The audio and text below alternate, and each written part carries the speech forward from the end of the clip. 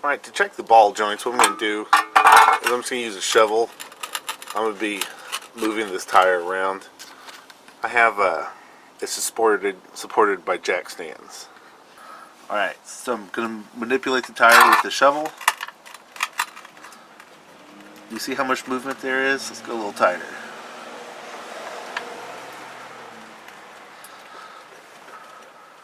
That might be too tight. See what's going on? Right there. So you see the upper control arm doesn't move, but the whole spindle and everything is moving. So here's the lower ball joint. The best way I've found is to take the pressure off of it with a jack underneath the lower control arm. But watch it very carefully as I jack it up. You see that just then? It just squished up. So there. The weight's on the lower control arm. Shovel underneath the tire.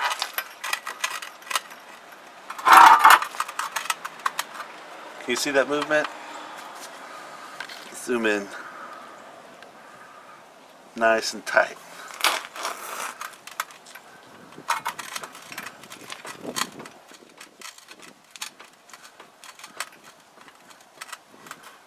Can you tell that that's moving? It's moving quite a bit. It's not as loose as the top one, but still pretty bad. So we're going to change that one too. We're going to start with this upper one. We're going to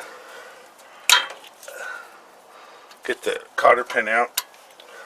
Then we're going to go after the nut. Alright, to get this nut off, your brake line is in the way and it's connected to a hard line. And so if you wanted to put a socket on it, pretty much you'd have to, I don't know, take off the caliper and set it aside. But you don't have to do that. You know, with a 7/8 wrench, it fits snug on there. And I put another wrench on the end if there's a breaker bar.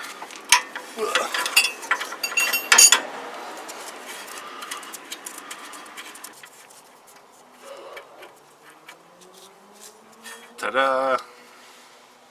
You know, what I'm trying to do is I want to get this spacer underneath this control arm to hold it up a little bit. This is just a 2x2 block. Give me more room so I can get everything in and out.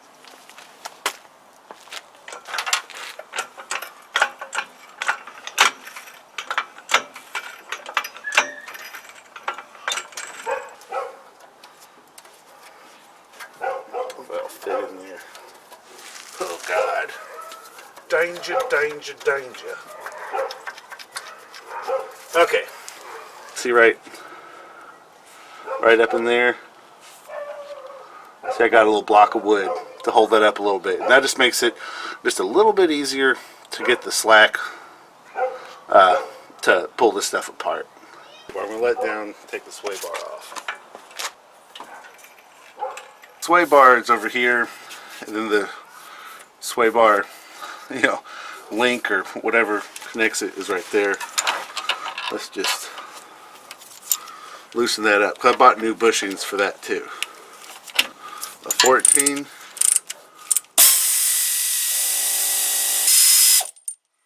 Now we're going to do the other side. Let's see. Ugh.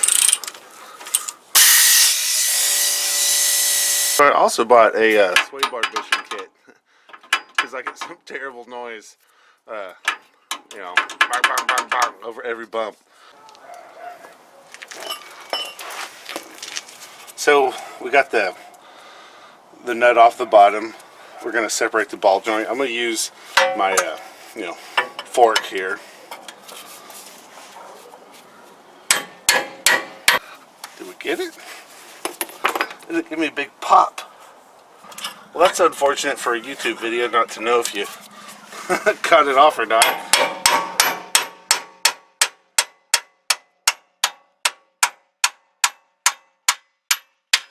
There we go. That's how we do. So we're loose there. Now I'll go for these on top. So these are 12.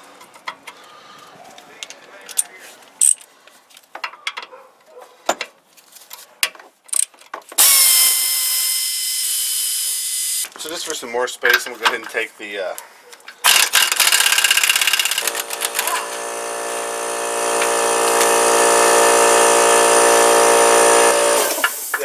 yeah, get the shock free. Let's see how much space that gives us.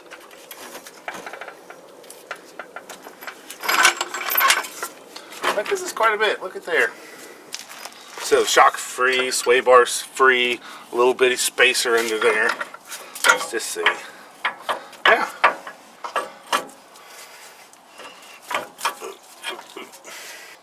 Now, I can't feel the up and down forces with my hands, but it's, you know,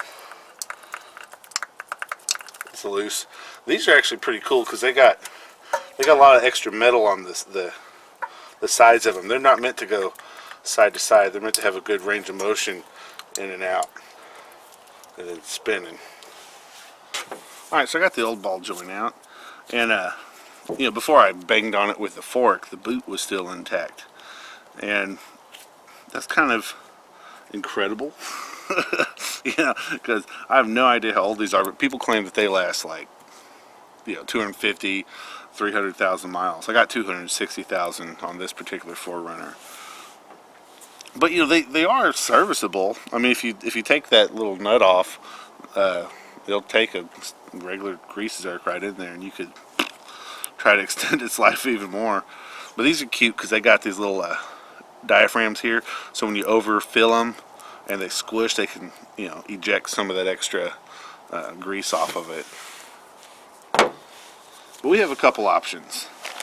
I went to Autozone and O'Reilly's here. Take a look at this Autozone one. I'm going to cut the bags open careful. I'm going to reseal them. Send it back if I don't like it. So this one right off the bat, it comes with studs. Like with the OE, we can insert them in there. And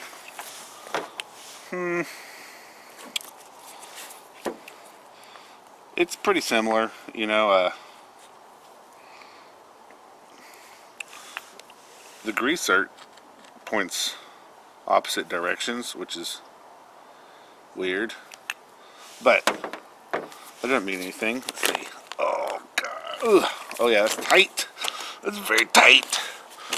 They say you want a tight ball joint because if you can move around with your hand, that means that already has a little space in there, and every time you hit a bump, it's just going to hammer and hammer until it wears out a little more. Because, you know, worn out one, you know, well, I can't see the up and, well, okay, I can feel the up and down movement. It's there. It's also very loose. So that's Autozone. Let's take a peek at what O'Reilly sent me.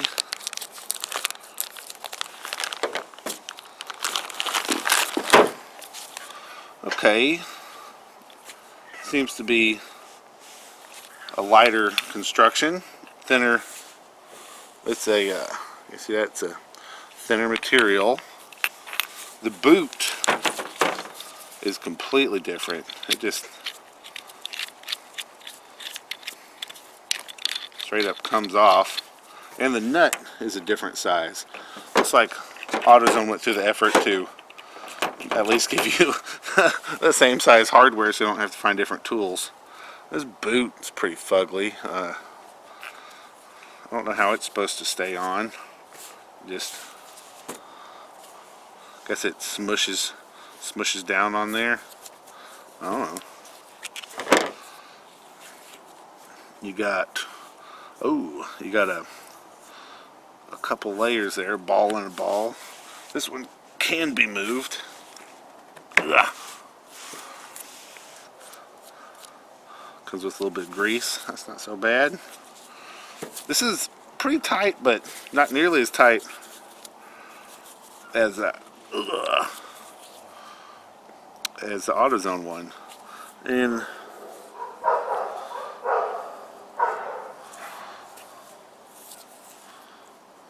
well, that's kind of nice. This one, at least it's roll formed. I mean, that's what it looks like at least.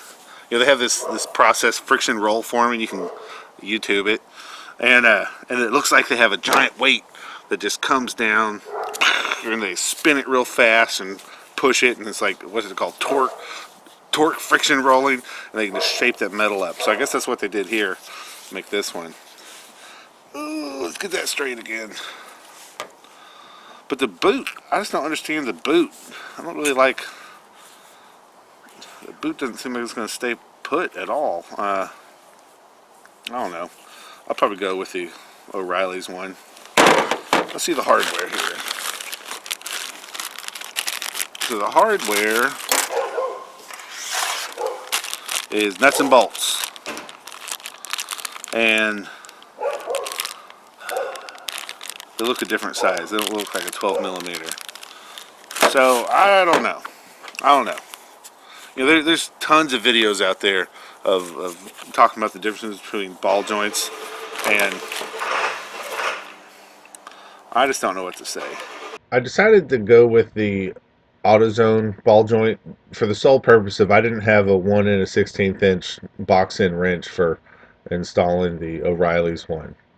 Uh, but I later come to regret that, and this video is going to deteriorate into kind of a product review more so than a how-to. But I'm still going to how-to. Just hold with me. I found this very frustrating.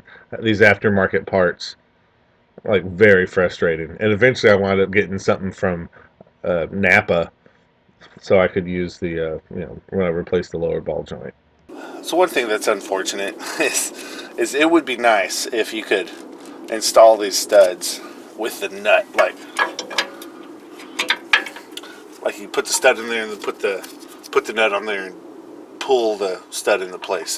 But see, it's too short, so I'm gonna have to hammer that in. Oh my god!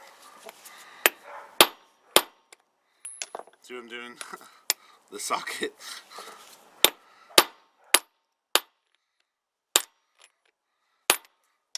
It's actually kind of hard. Get all these in. I don't know. This might turn into a disaster. I think that's on there enough. I can suck them up with the nuts. Oh! Look at this. Since I've been hammering on it, it got loose. You see that crap? I don't know how I feel about that. I'm committed now. Alright, here's a moment of truth. Let's see if I can get these to install. Not a whole lot of threads. I'm going to use the original nuts. They're just a little more square. I don't know, and they appear to have one extra thread in them because the threads go all the way to the outside of these square ones. So I'm going to use that to pull it up with.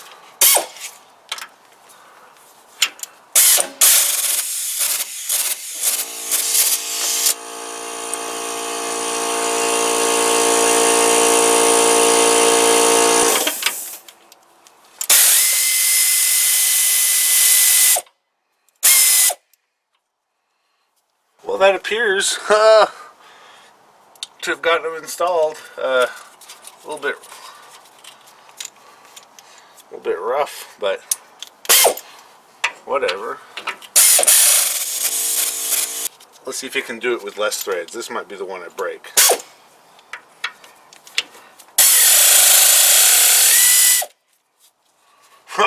Feels like it's stripped out. Uh-oh.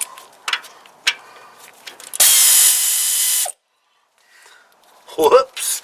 No threads left up there. Son of a bitch. Okay. Well, fuck. Okay, I'm gonna figure out how to recover from this. Guess I'll take it off and pound this one out. I don't know. Alright, let's see if we can get one of these old studs out. Use it. So here's the old stud. And it might go in there. We'll still be gentle with it. We'll pull it up a little bit. Where's my tool? Yeah.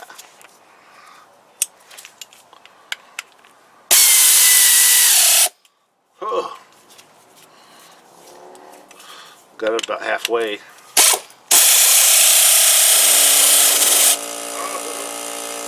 Okay. Line that up. Because I'm lazy, I'm going to use my jack to help me get it in place.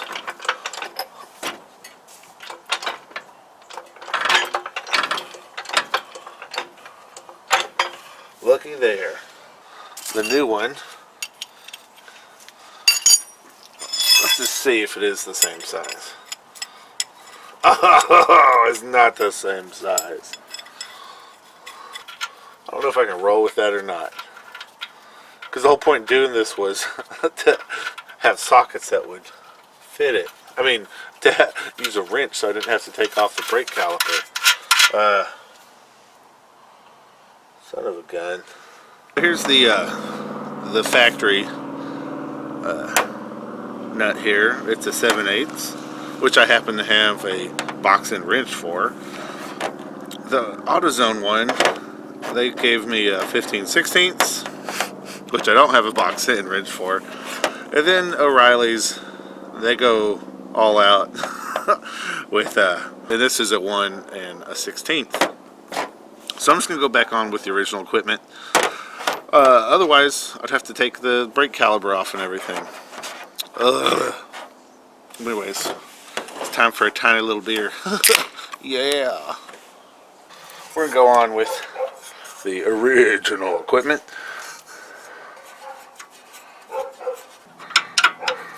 Whoop.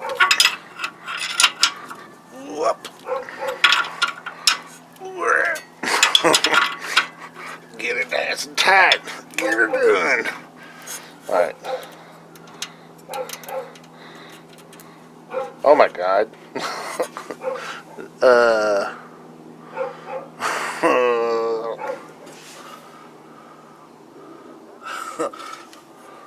You see, how's that gonna hold it on? Okay, you know what? I'm just gonna roll with it. I'm gonna do it the wrong way. I'm gonna be happy with what I have. Well, if that's not a hot mess, I don't know what it is. Let's go ahead and tighten these up.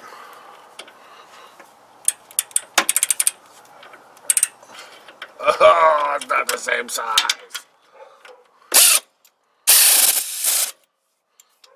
So this is a 13 millimeter instead of 12.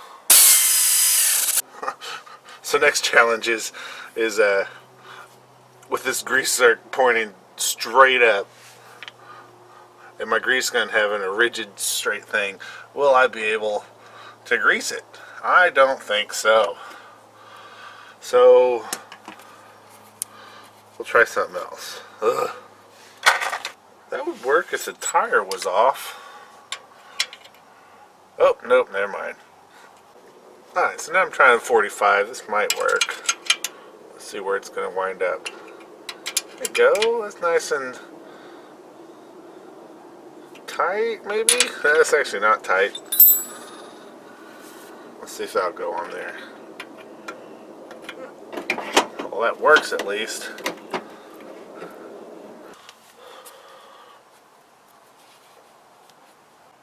So then again, it's like this boot is in perfect shape. It's well, not perfect. It's got little tiny cracks in it, but it's not broken anywhere. This has lasted I don't know how long. Maybe the life of the vehicle. But the joint's worn out, so we're gonna get rid of it. I'm gonna go ahead and just pop these loose. Yeah. I'm gonna get that pin out. Ugh. Oh, goodness. Loosen this. Ooh, that one's tight. Ugh. I'm gonna try something different down here. I'm gonna use this fitment arm puller and see if I can't get this one off without damaging it.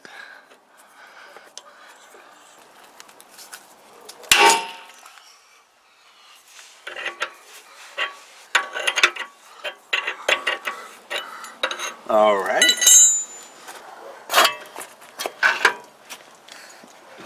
Oh, that was easy. Easy peasy. Okay. So I'm just going to get these out the rest of the way.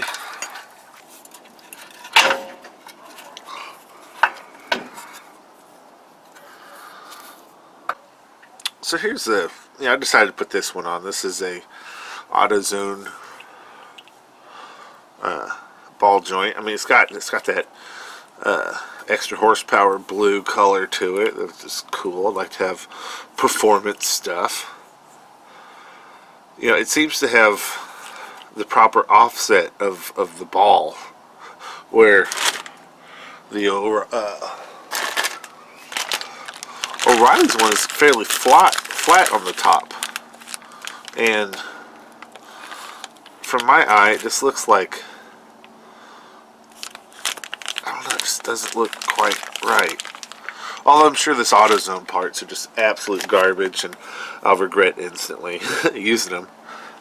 The other thing is, I'm not happy with the hardware. I mean, where's the bolts are fairly different lengths, so I'm just gonna go back with the original hardware. I don't care. Maybe I'm too stupid to install this.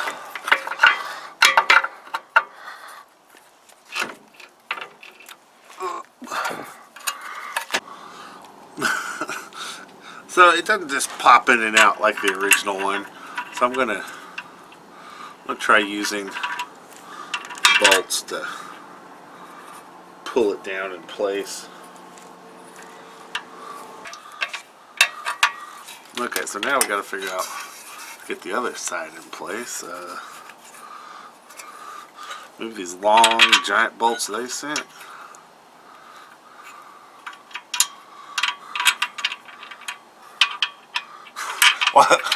Why is everything so hard when you use aftermarket parts, man? Oh God. Okay, well that's not quite doing it. Maybe a hammer? Oh.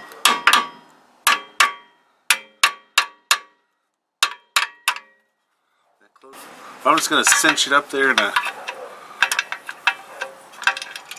star pattern like that, and then we'll come over here and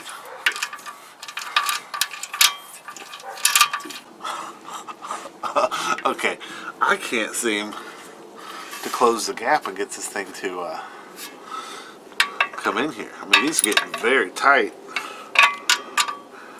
I broke my snap-on. I have to go get a different wrench. So it's, there's a little movement there. Oh no. Fuck, dude. Check this out. Alright, so the gap, oops, I just tooted.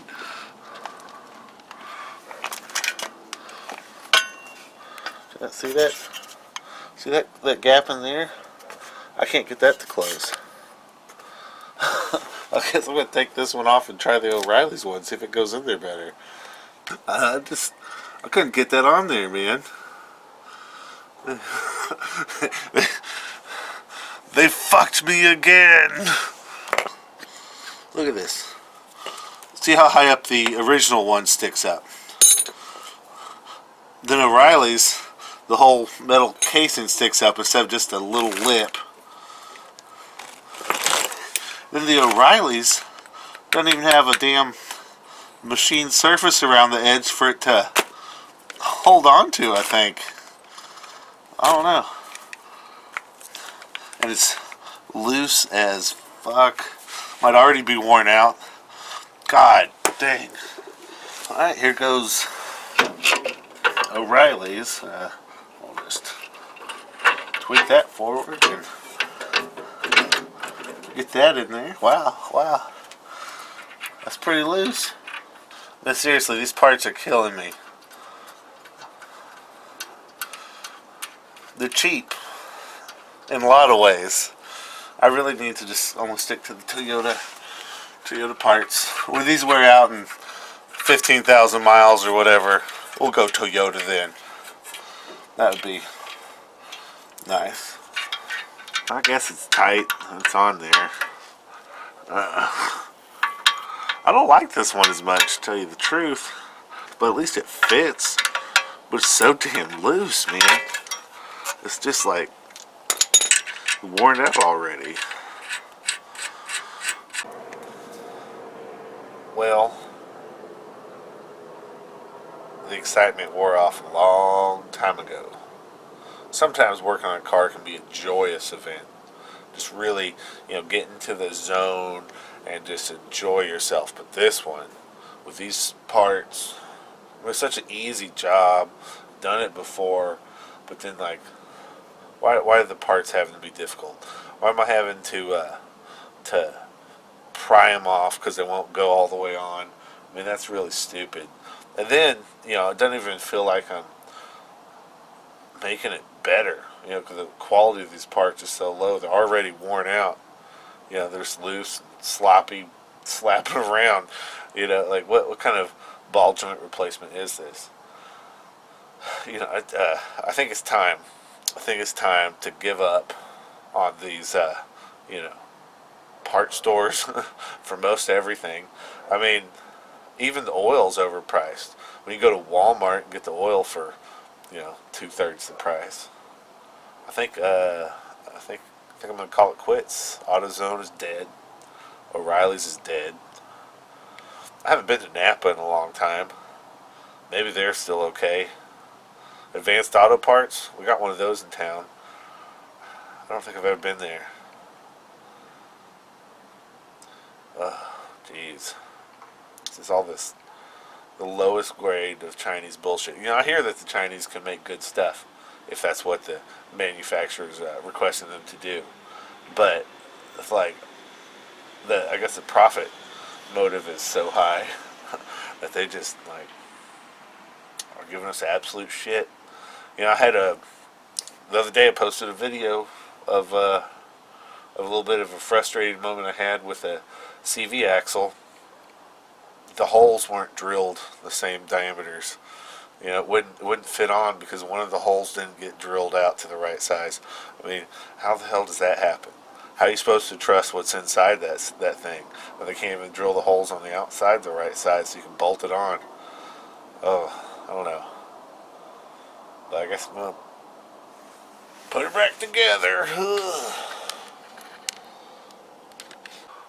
Alright, so do you see down in here this new O'Reilly's ball joint? It doesn't make any contact with the ball joint to this piece, since it doesn't have that ridge that pops up. So it's like you hit a big bump. The only thing holding this together is the 4 bolts. I mean, that's it. I mean, you see how tall that ridge is. It's got that much less surface area that's making contact. Oh my god.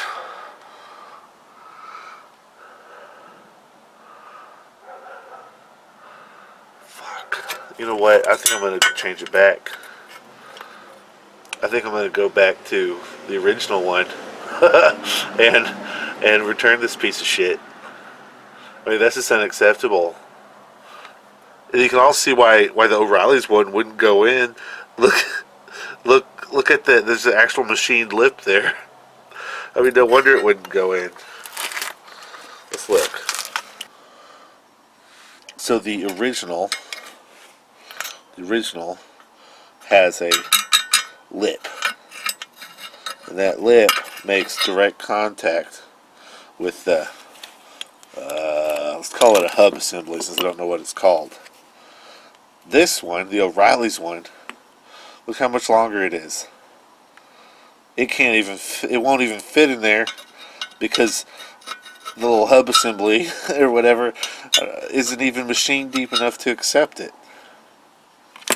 And then the O'Reilly's one doesn't even have a lip on there. That's some outrageous bullshit. I can't believe I'm going to put this one back on. Oh my god. So I've wound up with a Napa ball joint. You know, I called Toyota. I said, how much is a ball joint, a lower ball joint? They said $110, but they'd have to order it. So I went to Napa, and they said they could get an actual Toyota part. Well, I guess not actual Toyota, but it's a 555, the import company that makes the suspension components for Toyota, and they said they could get one for $89, so you can save $20 getting the OE thing at Napa. But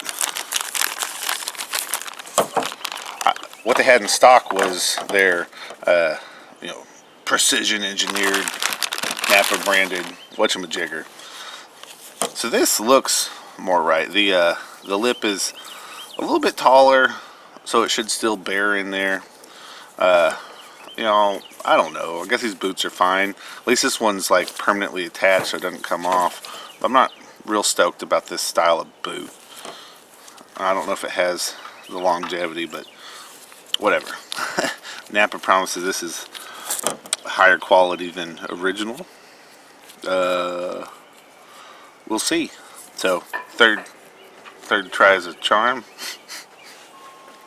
So the benefit of using a puller, now this is a pitman arm puller versus a fork to get these off, is it allows you to reuse them without damaging them.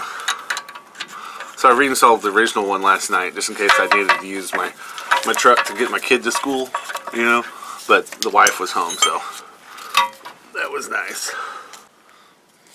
Alright, so the original one, I don't see where it's branded anywhere, but I'll guess. I'm gonna guess that's original equipment.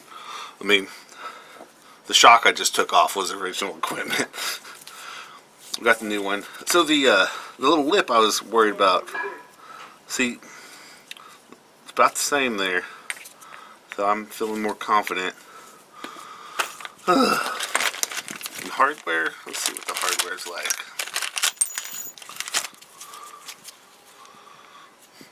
Well, this is nice. The bolts are the same length.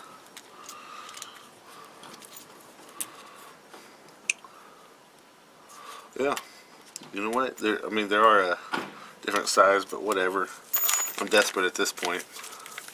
So, we'll see if we can get this one installed.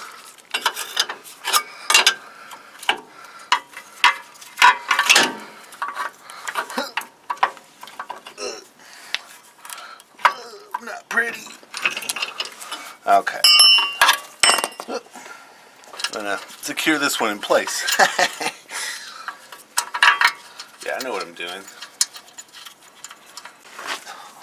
Alright, so I got those nuts snugged down. Let's see if we can get this puppy to install.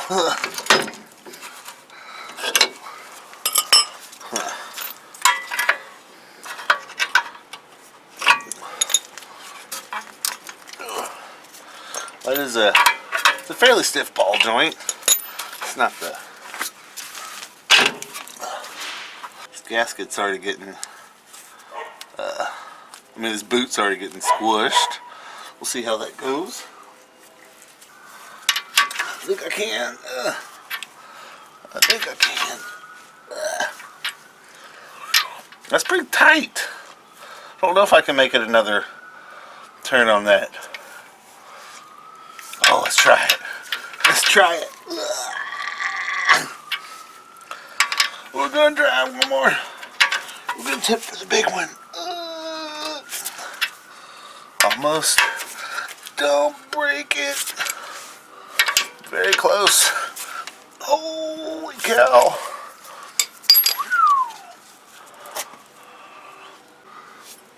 Alright, I'm going to go ahead and tighten this up. So I don't forget. Oh, goodness.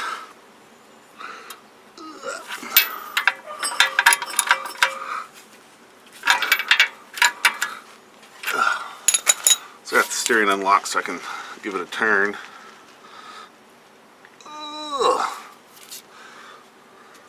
So even Even the greaser is nicer.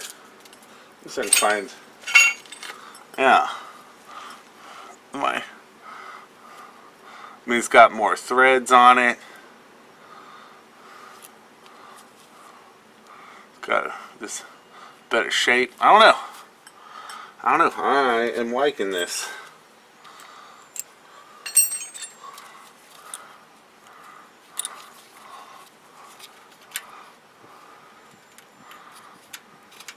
So install the grease cert. I think it's a good idea to put it on after so you don't knock it off.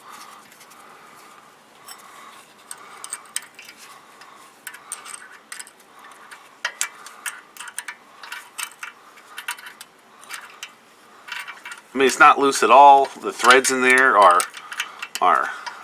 nice and perfectly matched, unlike the Autozone one, which the grease cert was just flopping around and it felt like you're about to strip it out just trying to spin it in by hand. This one's nice and tight and firm, not giving me any resistance just yet. Let's see. I guess I'm gonna go all the way down with it. Ooh. Yeah, I call that good. But this boot, doesn't that boot look painful? Doesn't look like it likes that. Yeah. Overall, this is a much higher quality part. This is worth the extra $45. No, wait. What is this extra? The extra 20? No. It's a lot more. Okay, so it's an extra $30 than O'Reilly's, an extra $40 than AutoZone. But it feels much better.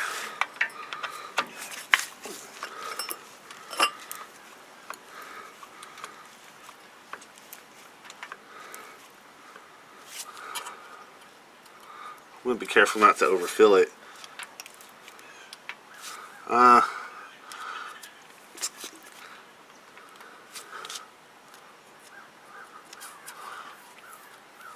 That's starting to get a little tight. I think, let's do one more squirt.